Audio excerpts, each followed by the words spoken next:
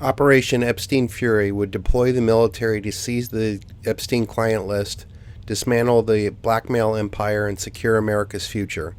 The U.S. military stands as the most powerful force of good in human history, capable of projecting overwhelming strength across the globe, toppling regimes and reshaping maps. Yet today, its highest and best use is not another foreign conflict in the Middle East, but a decisive domestic operation to excise the cancer rotting America institutions from within. Operation Epstein Fury would be launched immediately, a targeted, intelligence-driven military action to arrest every individual on the Jeffrey Epstein client list, seize full archive of all the blackmail materials, dismantle the transnational criminal enterprise that has weaponized child sex trafficking to control the United States political power. The Epstein client list was never just a pedophile ring. It was a sophisticated blackmail operation engineered to compromise elites across government, finance, media, academia, and technology. Flight logs, victim lists, and release documents have already revealed a web of powerful clients who visited Little St. James and other properties where minors were systemically abused.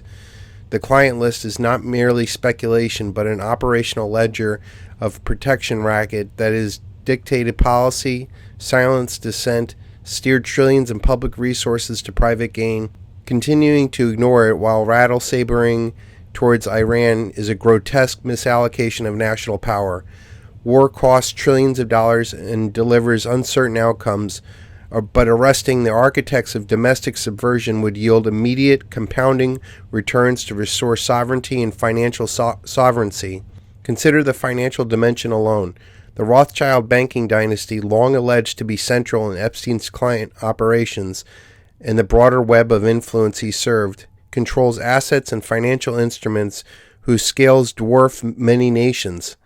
Conservative estimates of their global holdings, derivative positions, and intergenerational wealth structures exceed over $500 trillion when accounting for direct ownership, leveraged control over central banks, and interlocking corporate vehicles.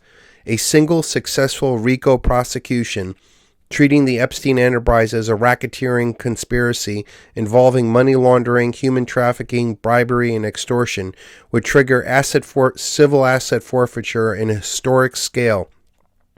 The seized proceeds would not only pay off the entire national debt, currently hovering around $39 trillion, but leave hundreds of trillions of dollars in surplus to fund infrastructure, debt-free education, veterans care, and broader security. This is not fantasy accounting. This is the logical endpoint of applying existing racketeering statutes to a documented criminal syndicate that has tentacles in every single power source of the world.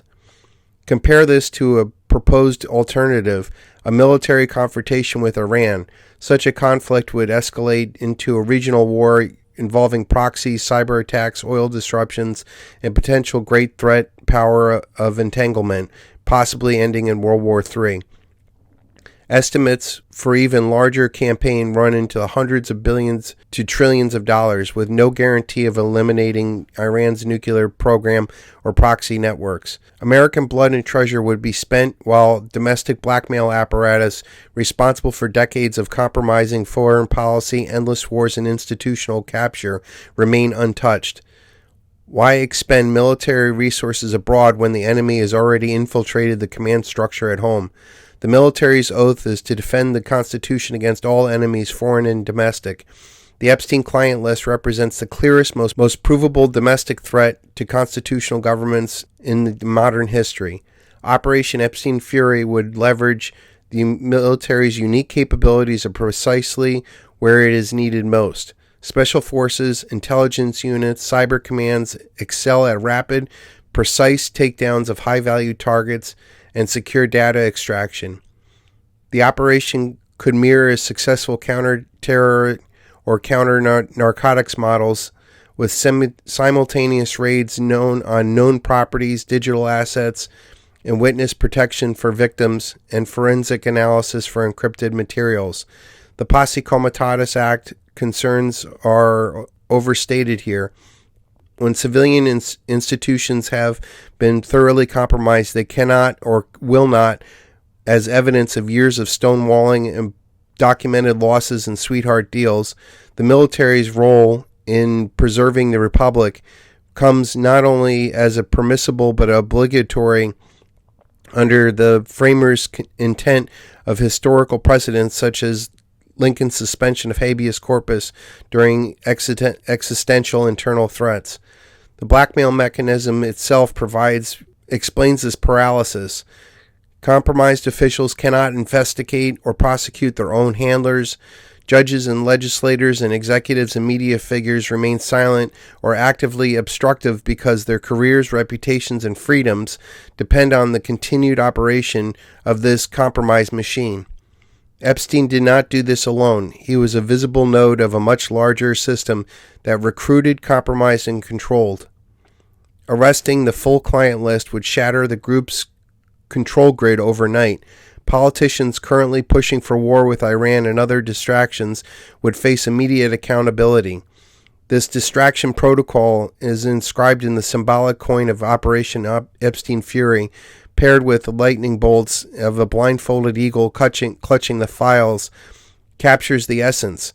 Blind justice delivered with overwhelming force to the end the cycle of the manufactured crisis that keeps the public divided and the elite insulated. Critics will cry conspiracy theory and warn about civil liberties violations, yet the evidence is public. Court documentations, victim accounts, and Ghislaine Maxwell's conviction, and the inexplicable leniency granted Epstein despite his crimes.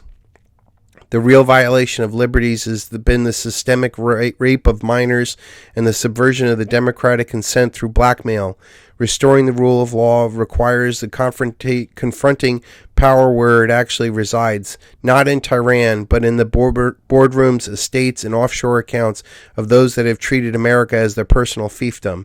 A strategic payoff extends well beyond finances. Seizing the Epstein archive would expose how foreign and domestic actors have engineered perpetual conflict, open borders, cultural erosion, and economic predation to weaken its host nation.